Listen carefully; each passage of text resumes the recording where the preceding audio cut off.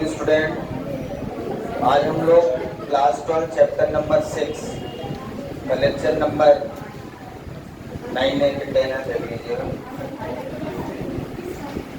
इसके पहले कल हमने जो कंप्लीट किया था topic mutual inductance. Mutual inductance कल हमने कंप्लीट किया था। म्यूचुअल इंडक्टेंस का मतलब है जब प्राइमरी कॉइल में करंट फ्लो हो तो सेकेंडरी कॉइल में फ्लक्स लिंक हो जाए ड्यू टू प्राइमरी कॉइल और उसके कारण उस सेकेंडरी कॉइल में इंड्यूस ईएमएफ प्रोड्यूस होता था और उस इंड्यूस ईएमएफ के कारण उसमें इंड्यूस करंट भी प्रोड्यूस होती थी। तो जो सेकेंडरी कॉइल में फ्लक्स लिंक होता था वो फ्लक्स डायरेक्टली प्रोपोर्शनल था तो प्राइमरी करंट के आईपी के IS directly proportional to IP. तो phi S equal to M I P हमने आपको बताया था, जहां पे एम म्यूचुअल इंडक्टेंस था। Mutual inductance very similar to self inductance. दोनों में डिफरेंस है। सेल्फ का मतलब उसी कॉइल का फ्लक्स उसी में लिंक हो और म्यूचुअल का मतलब उसके बगल वाले में लिंक हो, वो म्यूचुअल इंडक्टेंस हो जाता था। आज हम आगे बढ़ेंगे, आज डिस्कस करेंगे। इस चैप्टर का लास्ट टॉपिक है डायनमो और जनरेटर। तो हम लोग आज पढ़ेंगे डायनमो, हेडिंग लगाएंगे, और जनरेटर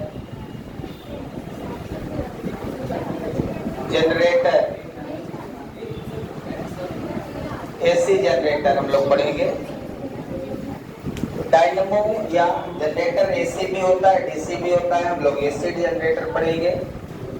आज हम लोग जो पढ़ेंगे वेरी मोस्ट इंपोर्टेंट है, मतलब ये पढ़ेंगे how to produce AC. AC कैसे प्रोड्यूस होती है due to mechanical energy into electrical energy. तो डायनमो और या एसी जनरेटर बोलेंगे हम लोग। जनरेटर का नाम आपने सभी ने सुना होगा। शादी ब्याह में जनरेटर का ही यूज करते हैं। जहाँ लाइट नहीं होती वहाँ मशीन चला देते हैं और जनरेटर घूमने लगता है और लाइट प्रोड्यूस होने लगती है। ट्यूबलाइट जल जाती है, बल्ब जल जाता है, जो भी चाहिए आपको जला लीजिए, पूरी रात जलेगा, आराम से शादी हो जाएगी, है ना। ऐसे ही होता है यहाँ भी। अब रीवा में सिटी में तो कोई दिक्कत नहीं रहती, यहाँ पे तो लाइट ऑलरेडी रहती है, पर जनरेटर की जरूरत रहती है। अचानक लाइट गोल हो जाए तो फिर दिक्कत हो जाएगी, इसलिए दिक्कत ना हो व्यवस्था पहले से करना है। तो आज हम लोग पढ़ेंगे जनरेटर। प्लीज बातें नहीं करेंगे। जनरेटर को समझना है या डायनमो, कोई भी नाम बोलते हैं, डायनमो या जनरेटर, किसी भी नाम से चलता है। ये जनरेटर क्या है? जनरेटर एक डिवाइस है जो मैकेनिकल एनर्जी को इलेक्ट्रिकल एनर्जी में कन्वर्ट करता है। ठीक है। मोटर और जनरेटर दो चीजें आपने नाम सुना होगा, एक मोटर और एक जनरेटर। मोटर लाइट से चलती है, मतलब इलेक्ट्रिकल एनर्जी को मैकेनिकल एनर्जी में कन्वर्ट करती है। जनरेटर को चलाने के लिए हमें डीजल इंजन चलाना पड़ता है। डीजल इंजन, कई लोग डीजल इंजन को ही जनरेटर मान बैठे हैं, उनको पता ही नहीं जनरेटर क्या है। वो डीजल इंजन जिसमें हंडी लगा के घुमाते हैं उसी को मान लेते हैं जनरेटर। जनरेटर उसके सामने रखा होता है। डीजल इंजन का केवल इसलिए यूज करते हैं कि जनरेटर को घुमाना है। जनरेटर तभी इलेक्ट्रिसिटी जनरेट करेगा जब उसका शाफ्ट घूमेगा। जब तक शाफ्ट नहीं घूमेगा तब तक वो इलेक्ट्रिसिटी जनरेट नहीं कर सकता। कुल मिला के उसके शाफ्ट को घुमाने के लिए कई सारे माध्यम हैं, या तो हाथ से घुमाओ, या तो मशीन से घुमाओ किसी से, या इलेक्ट्रिसिटी से घुमाओ, जिससे घुमाना हो। अब इलेक्ट्रिसिटी से यदि घुमाना पड़े तो फिर जनरेटर की जरूरत ही क्या है? जनरेटर की जरूरत वहां है जहां इलेक्ट्रिसिटी नहीं है, इसलिए इलेक्ट्रिसिटी से घुमाने की बहुत ज्यादा जरूरत नहीं पड़ती है। उसे हम मैकेनिकल एनर्जी डीजल इंजन से घुमाते हैं उसके शाफ्ट को, और फिर वो लाइट देता है। तो सबसे पहले इसकी डेफिनेशन लिखेंगे। जनरेटर क्या है?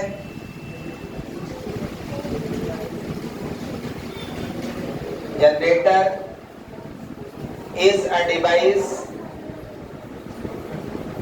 which convert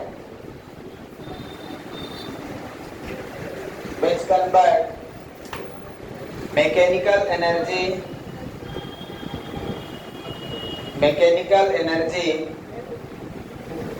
into electrical energy which convert mechanical energy into electrical energy. ठीक है, generator is a device, generator या डायनमो, जनरेटर की जगह डायनमो भी लिख सकते हैं. Generator is a device which convert mechanical energy into electrical energy. So this is the definition. ये आपके डेफिनेशन हो गई. इसका प्रिंसिपल क्या होता है?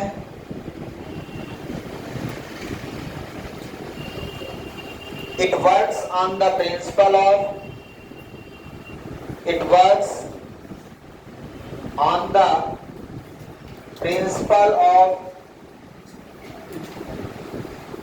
electromagnetic induction.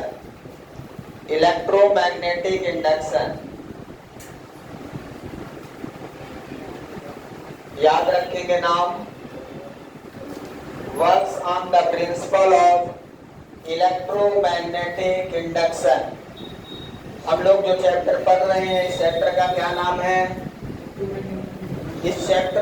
नाम है? Electromagnetic induction. मतलब जनरेटर हमारा इसी प्रिंसिपल पे वर्क करता है. इलेक्ट्रोमैग्नेटिक इंडक्शन का मतलब क्या है? फैराडे ने बताया है कि यदि किसी मैग्नेट या कॉइल को रिलेटिव मोशन करवाते हैं तब उस कॉइल में इंड्यूस करंट प्रोड्यूस हो जाती है.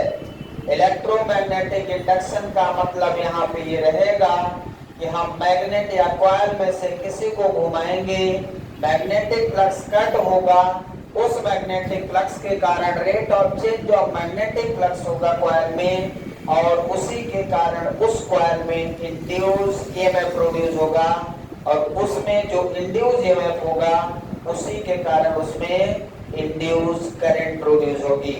वही करंट हमारे जनरेटर के आउटपुट में जाएगी सप्लाई में, और उसे हम यूज करेंगे.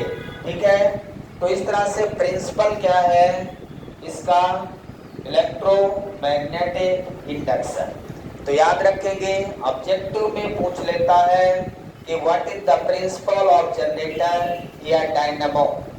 बहुत इंपॉर्टेंट क्वेश्चन है ये. प्रिंसिपल ऑफ डायनामो या जनरेटर पूछता है, प्रिंसिपल ऑफ मोटर का पूछता है, प्रिंसिपल ऑफ ट्रांसफार्मर पूछता है. ये सब आगे आएंगे जो अभी आप नहीं पढ़ा है, बट जो पढ़ रहे हैं उसको जरूर याद रखिए. चैप्टर के नाम से ही याद रखेंगे. अब प्रिंसिपल के बाद इसके मेन पार्ट्स होते हैं.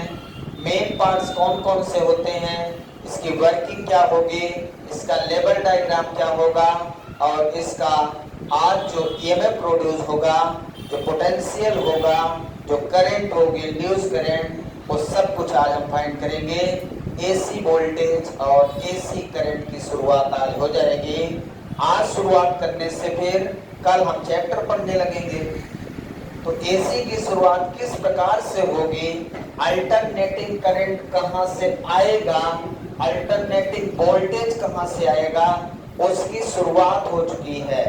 वो यहीं से आएगा. अल्टरनेटिंग वोल्टेज जो आप सुनेंगे, अल्टरनेटिंग करंट जो सुनेंगे, अगले चैप्टर में आप उसे यूज करेंगे. वो आएगा कहां से, उसकी शुरुआत यहां से हो जाएगी. मतलब नेक्स्ट चैप्टर पढ़ने से पहले मुझे ये जानना जरूरी है, एसी करंट जब हम लिखेंगे तो AC current I equal to कितना लिखेंगे. आज उस करंट की शुरुआत हो रही है. वो करंट आपको यहाँ से मिलने वाली है. ध्यान से पढ़िएगा. वो करंट कितनी मिलेगी, वो वोल्टेज कितना मिलेगा, ये वेरी मोस्ट इम्पोर्टेंट रहेगा इस टॉपिक में. आज जो हमारा बहुत इम्पोर्टेंट टॉपिक है, ये केवल टॉपिक बस नहीं है, ये अगले चैप्टर का बेस स्टार्ट हो गया है. इसलिए इसको समझना बहुत जरूरी है। आइए मेन पार्ट्स इसके क्या क्या हैं। मेन पार्ट्स यदि कहा जाए तो मेन पार्ट्स ऑफ जनरेटर की बात करें यदि इसके मेन पार्ट्स की बात करें तो मेन पार्ट्स में इसमें परमानेंट मैग्नेट होता है। परमानेंट मैग्नेट हम लोग यूज करेंगे या फील्ड मैग्नेट बोलते हैं इसको। Field magnet north south pole, दो मैग्नेट होंगे नॉर्थ साउथ पोल के, परमानेंट मैग्नेट। दूसरा होगा आर्मेचर, आर्मेचर कॉइल होगा ABCD। इलेक्ट्रोमैग्नेटिक इंडक्शन के लिए दो चीजों का होना जरूरी है, आपको पता है ना। यदि कोई चीज मैं कह रहा हूं कि वो इलेक्ट्रोमैग्नेटिक इंडक्शन के प्रिंसिपल पे वर्क कर रहा है तो इसका मतलब उसमें दो चीजें होंगी, एक मैग्नेट, दूसरा कॉइल। ये तो नेसेसरी है, मैग्नेट और कॉइल। कॉइल को हम आर्मेचर कॉइल के नाम से जानेंगे। यहाँ पे उस कॉइल का क्या नाम रहेगा, आर्मेचर कॉइल। तीसरा रहेगा हमारा इंपॉर्टेंट स्प्लिट रिंग बोलते हैं इसको, स्प्लिट रिंग रहेगी। दो स्प्लिट रिंग रहेंगी, S1 एंड S2 रहेगी। ये सेमी सर्कुलर फॉर्म की होती है, सेमी सर्कुलर फॉर्म होता है स्प्लिट रिंग का। और दो ब्रश होंगे, ब्रशेस रहेंगे, B1 B2 रहेगा। B1 और B2 दो ब्रश रहेंगे। तो मेन पार्ट्स हमारे क्या क्या हैं जनरेटर के।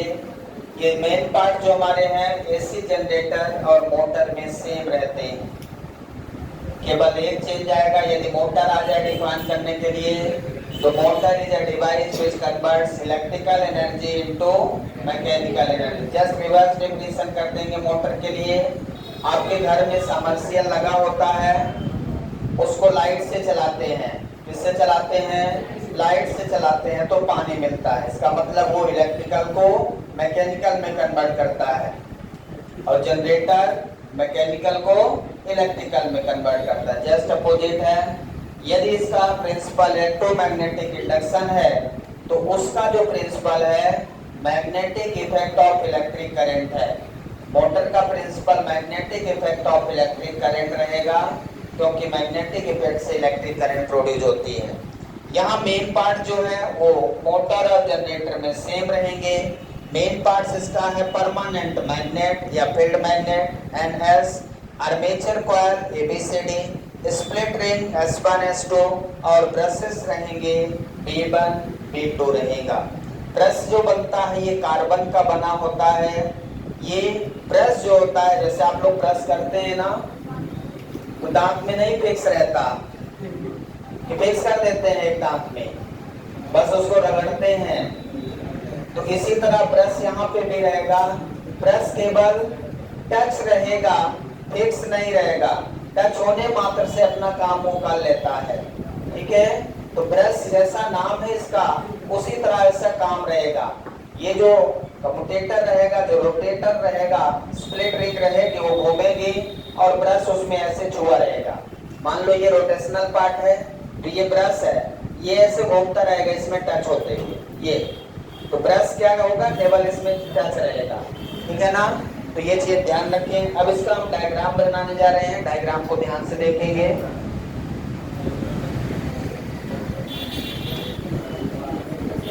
इसका जो पार्ट है नॉर्थ साउथ पोल, ये फील्ड मैग्नेट है। फील्ड मैग्नेट के बीच में आर्मेचर कॉइल रख देंगे, ध्यान से बनाएंगे इसको।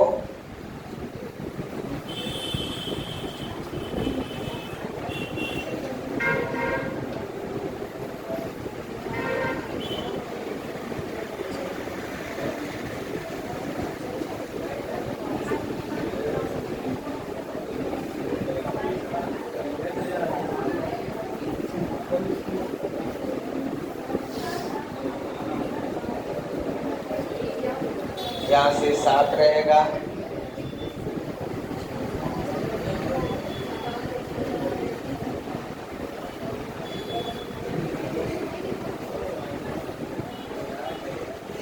ये प्रेस रहेगा,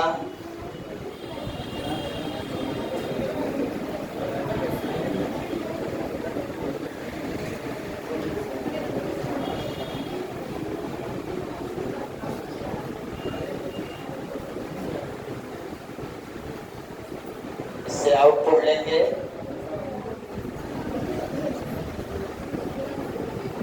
आउटपुट लेंगे यहाँ पे लोड रेजिस्टेंस पे, 2 वायर निकाल देंगे। ये स्प्लिट रिंग है S1 और S2, ठीक है। ये ब्रश है P1 और P2, 2 ब्रश हैं।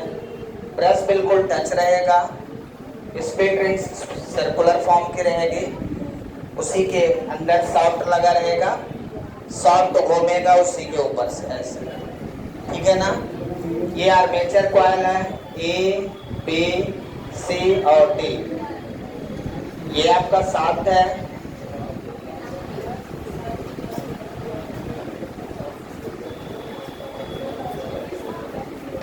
ये शाफ्ट घूमेगा, कैसे घूमेगा पहले देखते हैं। डायग्राम बना लीजिए पहले, अच्छे से पूरा डायग्राम बनाएं। तो देखिए इसकी वर्किंग पहले। ये आपका परमानेंट मैग्नेट है, नॉर्थ साउथ पोल। इसमें जो मैग्नेटिक फील्ड है वो नॉर्थ पोल से साउथ पोल की ओर इस प्रकार से जाएंगी। ये आपकी मैग्नेटिक फील्ड होगी, नॉर्थ पोल से साउथ पोल की ओर मैग्नेटिक फील्ड जाएंगे। अब ये जो शाफ्ट है इसको ओमेगा एंगुलर वेलोसिटी से घुमाएंगे। ये जो शाफ्ट है इस आर्मेचर कॉइल से बंधा हुआ है, समझिएगा। ये शाफ्ट किससे बंधा हुआ है? कॉइल से। अब यदि आप शाफ्ट घुमाते हो, आपको मैकेनिकल एनर्जी देना है, ध्यान रखिए। आपको क्या करना है? मैकेनिकल एनर्जी देना है, मतलब इस शाफ्ट को घुमाना है। पहला काम ये करना है, ये मैकेनिकल एनर्जी से इलेक्ट्रिकल एनर्जी में कन्वर्ट होगा। इसका मतलब किसी भी मेथड द्वारा आपको इसके शाफ्ट को घुमाना है। जब तक शाफ्ट घुमाओगे नहीं तब तक ये आर्मेचर घूमेगा नहीं, और जब तक आर्मेचर नहीं घूमेगा तब तक ये जो फ्लक्स नॉर्थ पोल से साउथ पोल पर निकल रहा है ये फ्लक्स कट नहीं होगा। इलेक्ट्रोमैग्नेटिक इंडक्शन बोलना बंद कर दें। इलेक्ट्रोमैग्नेटिक इंडक्शन का मतलब है कि फ्लक्स का कट होना जरूरी है। फ्लक्स कैसे कट होगा? नॉर्थ पोल से साउथ पोल की ओर मैग्नेटिक फील्ड लाइंस निकल रही हैं, आर्मेचर उन्हीं को कट करेगा। तब जब आप शाफ्ट को घुमाओगे, आपको आर्मेचर घुमाने के लिए शाफ्ट घुमाना होगा, और जब तक शाफ्ट घूमेगा नहीं तब तक आर्मेचर इस फील्ड लाइन को कट नहीं करेगी, मतलब फ्लक्स को कट नहीं करेगा। और जितनी तेजी से घुमाओगे आर्मेचर को, ये आर्मेचर एबीसीडी दिख रहा है, ये आर्मेचर ऐसा है, बिल्कुल ऐसा ये रखा है, यहाँ शाफ्ट बंधा हुआ है। अब जब शाफ्ट घुमाओगे तो ये ऐसे घूमेगा, समझ में आ रहा है? जब ये घूमेगा तो यहाँ जो फ्लक्स निकल रहा है ऐसे ऐसे, वो कट होगा। फ्लक्स कट होगा कि नहीं? फ्लक्स कट होना जरूरी है, ध्यान रखिए। तो आपने शाफ्ट घुमाया, फ्लक्स कट हुआ, फ्लक्स चेंज हुआ। फ्लक्स चेंज होने से क्या होगा? Induce EMF. Fleming right hand rule के हिसाब से या लेंज लॉ के हिसाब से इस आर्मेचर कॉइल में इंड्यूस करंट की डायरेक्शन मिलेगी आपको। फ्लेमिंग राइट हैंड क्या कहता है? ये शाफ्ट घूम रहा है, तो ये जो शाफ्ट घूमेगा ये आर्मेचर है, इसमें ये मैग्नेटिक फील्ड है, ये क्या है? Forefinger indicate the direction of magnetic field, thumb indicate the direction of motion of conductor, and middle finger indicate the direction of induced current. अब यहाँ पे मैग्नेटिक फील्ड को फिक्स कर लीजिए। ये कॉइल, इस कॉइल में जो फोर्स लगेगा, यदि इसमें करंट डाउनवर्ड है, समझिएगा, करंट क्या है इसमें, ए से बी जा रही, तो मैग्नेटिक फील्ड, ये मैग्नेटिक फील्ड की डायरेक्शन ये हो गया, ये ए बी बाहर आएगा, ये ए बी किधर आएगा, बाहर, और इसमें लगाओगे तो ये भी किधर जाएगा, मैग्नेटिक फील्ड तो फिक्स है, ये अंदर जाएगा, ये किधर जाएगा, अंदर। भाई ये सॉफ्ट ऐसे घूमेगा तो ये चीज बाहर आएगा, करंट इधर, करंट इधर, कैसे करंट फ्लो होने लगेगी, यहाँ से आपको आउटपुट मिल जाएगा, करंट ऐसे ऐसे जाएगी यहाँ, और इसका पाथ कंप्लीट होगा, ठीक है ना। यहाँ पे लगा दीजिए आप फ्लेमिंग राइट हैंड रूल, ये मैग्नेटिक फील्ड की डायरेक्शन, करंट अपवर्ड, फोर्स किधर इसमें लग रहा है, बी में, आउटवर्ड, ठीक है। और इस सिमिलरली इसमें करंट डाउनवर्ड, मैग्नेटिक फील्ड तो ऐसे ही है, इसमें फोर्स किधर लगेगा, थंब किधर है, इनवर्ड, तो इसमें इनवर्ड, ये अंदर जाएगा, ये बाहर जाएगा, तो ये क्या होगा, ये ऐसे ऐसे घूमने लगेगा, ऐसे ऐसे घूमने लगेगा ना, समझ में आया क्या। जब ये घूमने लगेगा तो यहाँ फ्लक्स उतनी ही तेजी से कट करेगा और इंड्यूस ईएमएफ प्रोड्यूस हो जाएगा। इंड्यूस ईएमएफ प्रोड्यूस होने के लिए मैग्नेटिक फ्लक्स का फार्मूला लिखेंगे। मैग्नेटिक फ्लक्स का फार्मूला किसी को याद है? Magnetic flux phi B equal to NBA cos theta, NBA cos theta, BA cos theta हम लिखते हैं, ये तब लिखते हैं जब नंबर ऑफ टर्न्स होते हैं। यहाँ आर्मेचर कॉइल है, यहाँ क्या है, कॉइल है, कॉइल के नंबर ऑफ टर्न्स होंगे, इसलिए हमने क्या लिख दिया यहाँ पे, NBA cos थीटा, ठीक है। थीटा क्या है, यहाँ पे angular velocity, velocity equal to displacement upon time. Angular velocity equal to क्या होता है, displacement, angular displacement upon time. Angular displacement मतलब कितना एंगल सबटेंड किया, तो 0 डिग्री से चलेगा, ये जब चलेगा तो 0 डिग्री, ये मान लो आर्मेचर है, अभी 0 डिग्री पे है, ये घूम के ऐसे आएगा, कितना हो गया 90 डिग्री, घूम के आ जाएगा 180 डिग्री, ऐसे पूरा एक चक्कर, ये घूमेगा ऐसे, तो इसका क्या होगा, एंगुलर डिस्प्लेसमेंट। जब एंगुलर डिस्प्लेसमेंट होगा तो इसकी एंगुलर वेलोसिटी होगी, तो angular velocity equal to angular displacement upon time. तो थीटा की वैल्यू यहां से कितनी आ जाएगी, ओमेगा टी। थीटा की वैल्यू क्या हो जाएगी, ओमेगा टी। एंगुलर वेलोसिटी ही एंगुलर फ्रीक्वेंसी कहलाती है। तो यहाँ पे जो हमारा ओमेगा रहेगा, इसे एंगुलर फ्रीक्वेंसी के नाम से जानेंगे, ध्यान रखिएगा, एंगुलर फ्रीक्वेंसी, ओमेगा और हमारी फ्रीक्वेंसी में relation, omega equal to 2 pi nu होता है, न्यू हमारी फ्रीक्वेंसी हर्ट्ज में होती है, और एंगुलर फ्रीक्वेंसी रेडियन पर सेकंड में होती है, जो 11 में पढ़ा आपने, 11th में आपने एंगुलर फ्रीक्वेंसी के बारे में खूब पढ़ा है, पढ़ा होगा, तो नहीं पढ़ा तो कोई बात नहीं, परेशान नहीं होना है, 11 तो नहीं पढ़े, ठीक है। तो एंगुलर फ्रीक्वेंसी, एंगुलर वेलोसिटी ही एंगुलर फ्रीक्वेंसी हो जाती है, ठीक है ना। तो ओमेगा, थीटा की जगह पे हम लोग क्या पुट कर देंगे, अब थीटा की जगह पे क्या पुट कर देंगे, कुछ दिख रहा है, थीटा की जगह पे क्या पुट करेंगे, ओमेगा टी पुट कर देंगे। ओमेगा टी पढ़ना, डब्ल्यू टी नहीं पढ़ना, कई लोग इसको डब्ल्यू पढ़ लेते हैं, ये डब्ल्यू बब्लू नहीं है, ये ओमेगा है। तो फाई बी इक्वल टू कितना हो जाएगा, बोलिए, एन बी ए कॉस ओमेगा टी। ये क्वेश्चन फर्स्ट हो गया। मैग्नेटिक फ्लक्स हमें कितना मिल चुका है, एन बी ए कॉस ओमेगा टी, थीटा की जगह पे क्या पुट कर दिया, ओमेगा टी पुट कर दिया। क्यों पुट किया समझ में आ रहा है? ओमेगा एंगुलर वेलोसिटी है, angular velocity, linear velocity equal to displacement upon time, तो angular velocity equal to angular displacement upon time, angular displacement that is angle.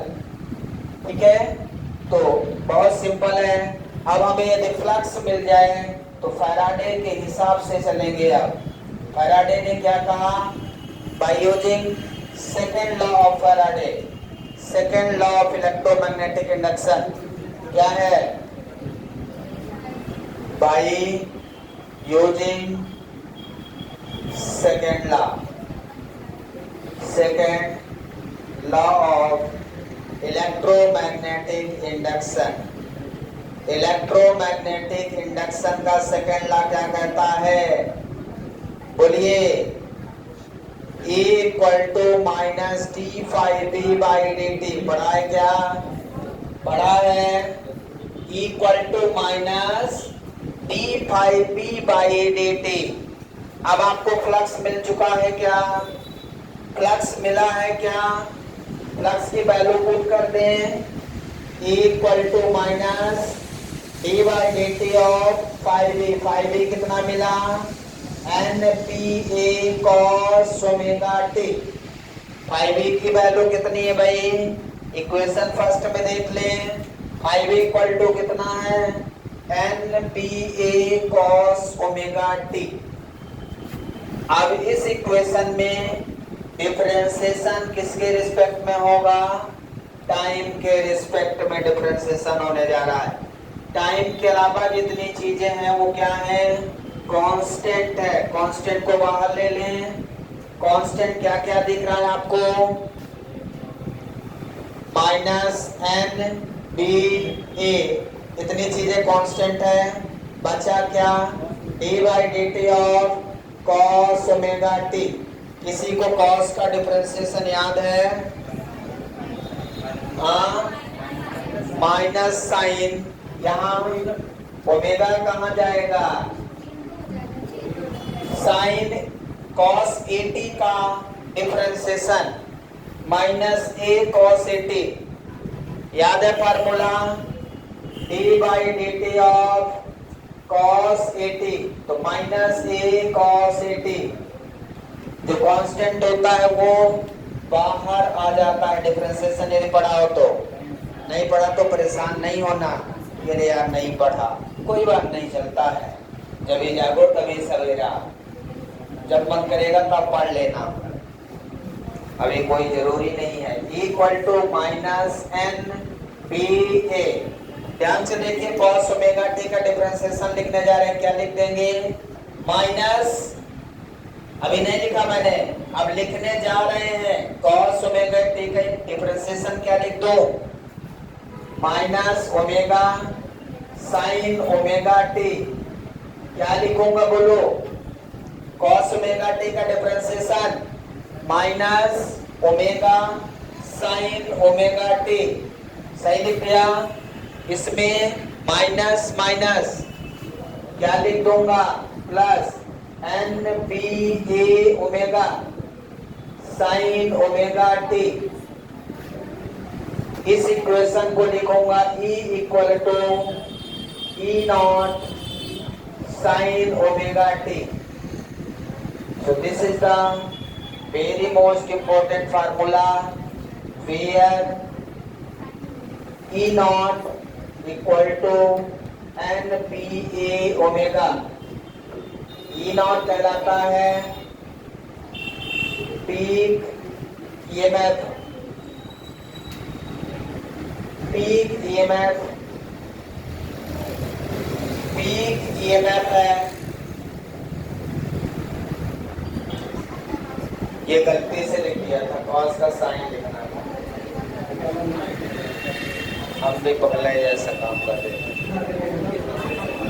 Cos 80 का डिफरेंशिएशन माइनस ए साइन 80 होगा, सॉरी उसके लिए गलती से लिख गया था, बाकी यहाँ पे सही है, कॉस 80 का माइनस ए साइन 80 यहाँ पे सही है। हाँ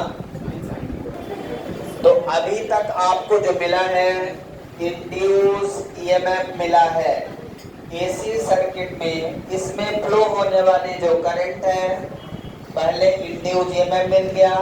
इंड्यूस ईएमएफ कितना मिला? ई नॉट साइन ओमेगा टी। ठीक है, थीटा यहाँ पे चेंज होगा तो ई की वैल्यू बदलेगी, मतलब किस समय ईएमएफ ज्यादा होगा और किस समय ईएमएफ कम होगा, ये उसकी फ्रीक्वेंसी पे निर्भर करता है। फ्रीक्वेंसी तो फिक्स रहेगी, थीटा पे निर्भर करेगा। अभी हम थीटा देखते हैं और ये पीक ईएमएफ का क्या मतलब रहेगा अभी जस्ट आपको समझ में आएगा 2 मिनट बाद। अब यदि आपने इसका इंड्यूस ईएमएफ निकाल लिया तो इंड्यूस करंट कितनी होगी, इसको हम B इक्वल टू भी लिखते हैं। किसी भी सर्किट में वोल्टेज और करंट का इक्वेशन लिखना होता है, तो जो इंड्यूस ईएमएफ आया है E इक्वल टू बी कर देते हैं, तो B इक्वल टू इसको B naught sine omega T लिख देंगे। B इक्वल टू क्या लिखेंगे? B naught sine omega T. जो सप्लाई वोल्टेज देंगे, जो इंड्यूस ईएमएफ प्रोड्यूस होगा उस सर्किट में, वो B naught sine omega T रहेगा। बी नॉट को पीक वोल्टेज बोलेंगे। क्या बोलेंगे? Peak voltage. बी नॉट क्या रहेगा?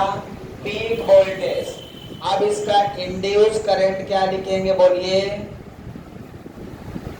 Induce current I equal to E by R. Induce current I equal to E by R formula लगाएंगे। ई कितना है आपका? E naught sine omega T divided by R. E naught R, E naught by are को हम क्या लिख दें? I naught sine omega T. हमने आई नॉट किसको लिख दिया? I naught equal to E naught by R. ये आई नॉट को बोलते हैं पीक करंट। पीक करंट बोलेंगे या maximum current.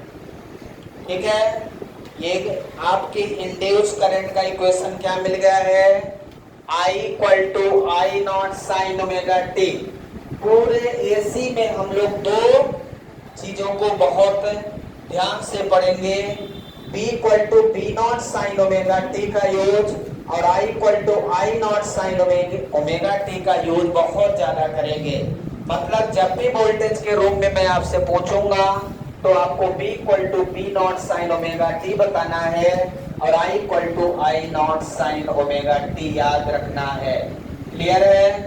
B equal to B naught sine omega T AC voltage आपको मिल चुका है। ये क्या है?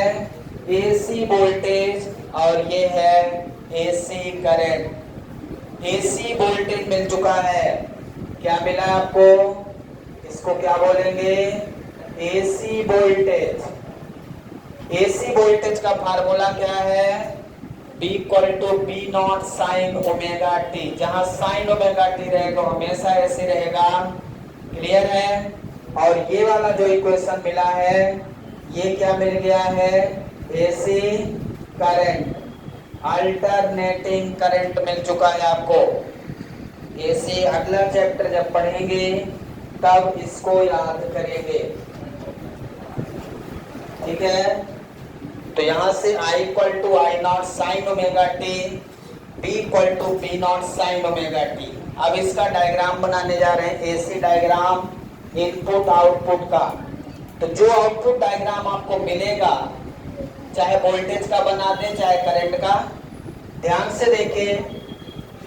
यदि मैं वोल्टेज का डायग्राम बनाता हूं, साइनोसोडल डायग्राम, साइन वेव बनेगा। मैथ पहले तो जानते हैं साइन का डायग्राम कैसा बनता है, बायो वालों के लिए दिक्कत रहती है। देखो, इसको शुरू करते हैं टाइम एक्सिस पे, ये ओमेगा टी एक्सिस है और इधर वोल्टेज एक्सिस ले लेता हूं। ध्यान से देखिए, जब टाइम 0 है तो B इक्वल टू 0, मतलब साइन 0 0, साइन 0 0। साइन 0 0 का मतलब ध्यान से समझिए, आर्मेचर जिस अवस्था में है ऐसी रहेगा। जब 0 अवस्था में है तो कोई इंड्यूस ईएमएफ प्रोड्यूस होगा क्या? जब आर्मेचर ऐसी अवस्था में है तो इंड्यूस ईएमएफ प्रोड्यूस होगा क्या? इंड्यूस ईएमएफ तब प्रोड्यूस होगा जब ये घूमना चालू करेगा, तभी तो फ्लक्स को कट करेगा। जब तक आर्मेचर घूमेगा नहीं तब तक फ्लक्स कट नहीं करेगा, तब तक फ्लक्स चेंज नहीं होगा, और जब तक फ्लक्स चेंज नहीं होगा तब तक इंड्यूस ईएमएफ प्रोड्यूस नहीं होगा। फ्लक्स तब चेंज होगा जब ये घूमना चालू करेगा, और घूमना चालू करेगा तो समय बढ़ेगा। क्या होगा? समय बढ़ेगा। तो 0 के बाद थीटा कितना जाएगा? पहले 0 डिग्री, फिर कितना जाएगा? 90 डिग्री। कितना घूम गया? यहां से इतना घूमा 90 का बनाओ ग्राफ। साइन 90 कितना? साइन 91 हो जाएगा। B equal to B naught, B equal to B naught. ध्यान समझिए, ये मैंने बना दिया। साइन 90 को हम π/2 लिखते हैं। हम कहां पहुंच चुके हैं इसके एम्पलीट्यूड पर? बी नॉट पे। बी नॉट इसका मैक्सिमम एम्पलीट्यूड होगा, जिसे हम पीक वोल्टेज बोलेंगे। मैक्सिमम मतलब इससे ज्यादा नहीं होगा। ध्यान से देखिए, हम कहां पहुंच चुके हैं? 90 डिग्री पे पहुंच चुके हैं क्या? 90 के बाद कहां पहुंच गए? 180। जब थीटा 180 रखोगे, साइन 180 0 हो जाएगा। मतलब अब ये रिटर्न आएगा। यहां पे कितना एंगल हो गया? पाई। पाई पे साइन क्या हो गया? 0। समझ में आ रहा है क्या? पाई पे साइन कितना हो गया? 0। इससे अच्छे समझ लीजिए, अगला चैप्टर समझ में आ जाएगा। ये नहीं समझ पाया, अगला चैप्टर खत्म। वैसे भी खत्म, दोनों तरीके से। तो कितना हो गया? ये पाई पे कितना? 180 डिग्री पे 0 हो गया। मतलब एक बार यहां से यहां तक पहुंच गए। आधा साइकिल बोलेंगे इसको, हाफ साइकिल।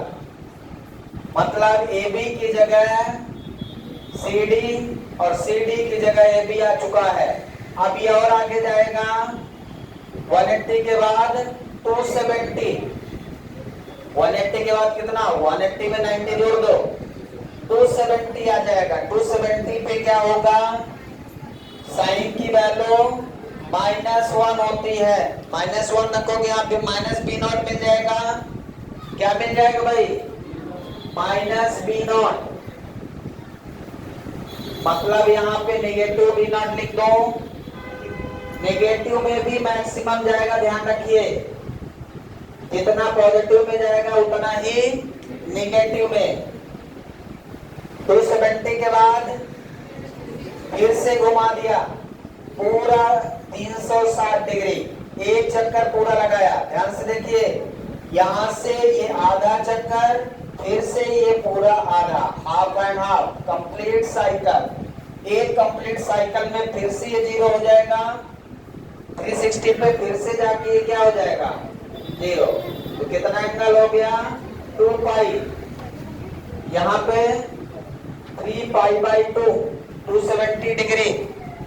यहाँ 90 डिग्री, यहाँ 180 डिग्री, यहाँ 270 डिग्री, यहाँ 360 डिग्री, यहाँ 0 डिग्री।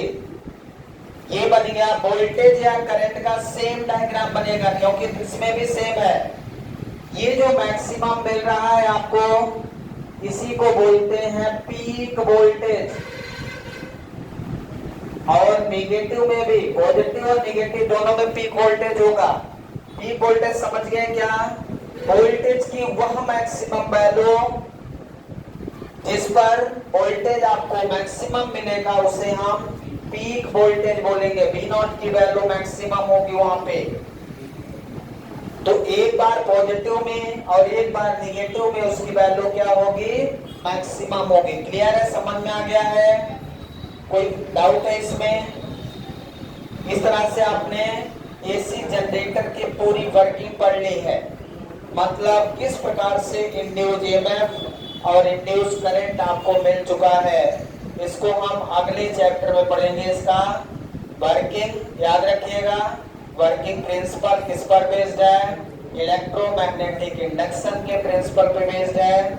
और फ्लेमिंग राइट एंड रूल से इसकी डायरेक्शन फाइंड करते हैं करंट की, और इसके मेन पार्ट्स याद रखने हैं, ठीक है ना। और ये मैकेनिकल एनर्जी को इलेक्ट्रिकल एनर्जी में कन्वर्ट करता है। इतनी सारी चीजें आपको याद रखना है। Thank you, have a nice day.